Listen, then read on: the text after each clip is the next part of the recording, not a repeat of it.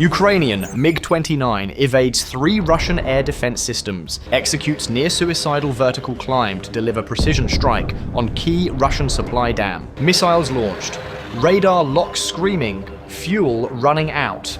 Yet the pilot pushes through a 5,000 meter ascent under fire to release a single hammer bomb that shatters the entire crossing point. Today, at 4:30 p.m., a Ukrainian Air Force MiG-29 began one of the most dangerous low-altitude strike approaches attempted in recent months. The aircraft was flying just 150 meters above the ground over Donetsk, heading towards the Mirivka Dam, which Russian forces had converted into a major supply crossing point. Intelligence showed the route was now used by Russian military trucks driven by Ukrainian civilians. Because of this, the operation required precision and minimal delay. The pilot was using the Dnipro River Valley for terrain masking, staying low enough that the surrounding hills blocked long-range radar beams. For the moment, it kept him hidden. But detection had already begun beyond his awareness. Unknown to the pilot, 3 Russian radar systems had already detected him. An S-400 battery's Gravestone fire control radar had locked on from about 38 kilometers away. A Tor M2 system tracked from the south, while a Buck M3 was preparing to engage from the east. Together, they formed a layered air defense network, capable of destroying most aircraft once they rose above the terrain. Inside the cockpit, the MiG's SPO-15 radar warning receiver displayed directional strobes without distance, forcing the pilot to estimate range by pulse rhythm. He counted the time between pulses, Mississippis, to understand threat intensity. 3 meant a distant search, roughly 60 kilometers. 2 meant tracking at a closer range, around 40 kilometers. 1 meant an imminent lock at about 20 kilometers. At this moment, he was receiving about 2.5, close enough to be dangerous, but not yet hopeless. The reconnaissance feed showed no movement on the dam, meaning this was the final chance to strike without civilian casualties, but the valley would open into flat farmland in about 8 minutes, ending his radar protection. Once he reached that point, radar beams would have a full, unobstructed view of the aircraft. Pilots call this area the shooting gallery, because every radar and missile system in range can acquire the aircraft at once. Flying at 880 km per h, the MiG consumed ground at 236 meters per second. Power lines flashed beneath him faster than conscious thought. The pilot was working almost entirely on instinct. At the same time, the hammer-guided bomb mounted on his centerline pylon was performing automated diagnostics every few seconds. The GPS tracked 12 satellites, the inertial system was stable, and the rocket motor was armed. But the system required altitude. Altitude he could not yet risk. Fuel added another constraint. The MiG carried about 2,400 kilograms of fuel, and the round-trip distance gave him only about 18 minutes over the target area. Any extended evasion or excessive afterburner use could force him to eject or walk home. The next 8 kilometers of valley provided safety, but only temporarily. Beyond that, he would be fully exposed. By 4:38 p.m., the protection of the valley ended. The moment the terrain fell away, the cockpit lit up with threat alerts. The SPO-15 went from intermittent beeps to a continuous burst of electronic noise. 6 radar emitters locked on at once. The S-400's broad search beam narrowed instantly into a precision firing beam. The lock tone changed to a steady signal, the warning that missile launch was imminent. The pilot had roughly 8 seconds to break the lock, or face a missile fired from a system with a lethal envelope out to 40 kilometers at low altitude. He rolled the MiG into a knife-edge turn, pulling 7 Gs while maintaining altitude. This maneuver reduced his radial velocity relative to the S-400.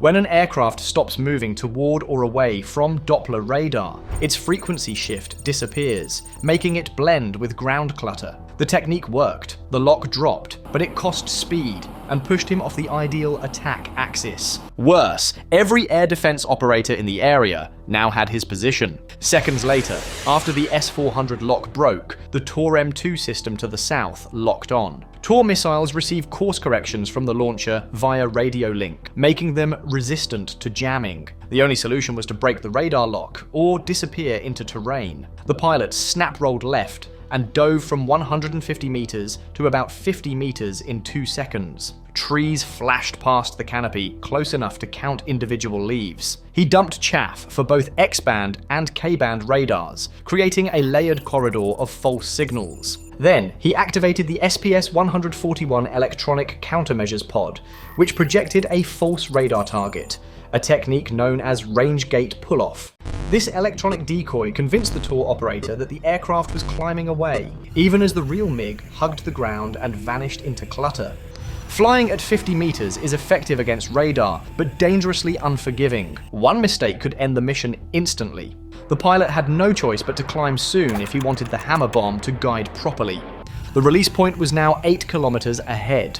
By 4:40 p.m., he executed a decision that defied standard training, but offered a chance at both survival and mission success. He lit the afterburners and pulled vertically upward. The RD-33 engines produced bright 6-meter exhaust flames, revealing his exact location to every radar within 80 kilometers. The climb rate reached roughly 330 meters per second. His altitude surged from 50 meters to 5,000 meters in about 18 seconds. 3 Russian air defense systems achieved simultaneous lock: the S-400, Buk M3, and Tor M2.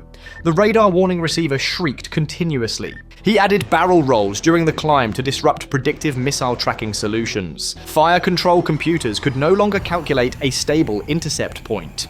At the top of the climb, the MiG rolled inverted at about 5,000 meters. For the first time in the mission, he had the altitude required to release the hammer.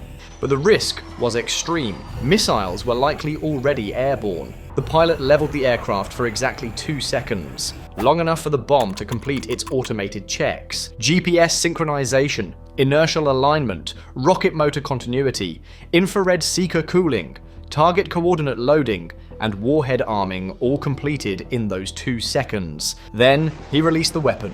2 S-400 missiles were launched immediately after the release. The moment the bomb separated, the MiG became lighter and more agile. The pilot rolled inverted and dove toward the ground, pulling approximately 9.5 Gs. Structural stress warnings activated, and something in the left-wing root groaned under pressure, but it held. The MiG broke the sound barrier during the dive, reaching about Mach 1.1.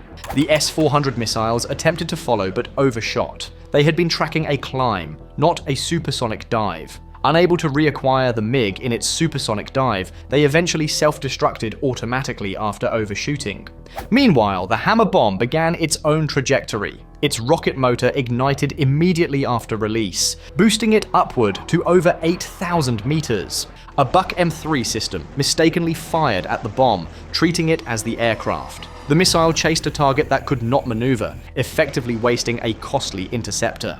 During its terminal dive, the hammer's infrared seeker scanned the ground. The heated concrete of the dam appeared as a bright line compared to the cooler water. A temperature difference of about 20 degrees created a clear thermal signature. The seeker matched the shape of the structure with its stored template and made small steering adjustments to refine the impact point. Less than a minute later, the dam's final moments arrived. The bomb struck at a velocity of about 340 meters per second. The smart fuse detected reinforced concrete and triggered the warhead. The blast generated a shockwave powerful enough to pulverize the structure almost instantly. The opposite side of the dam blew outward as the internal stresses propagated.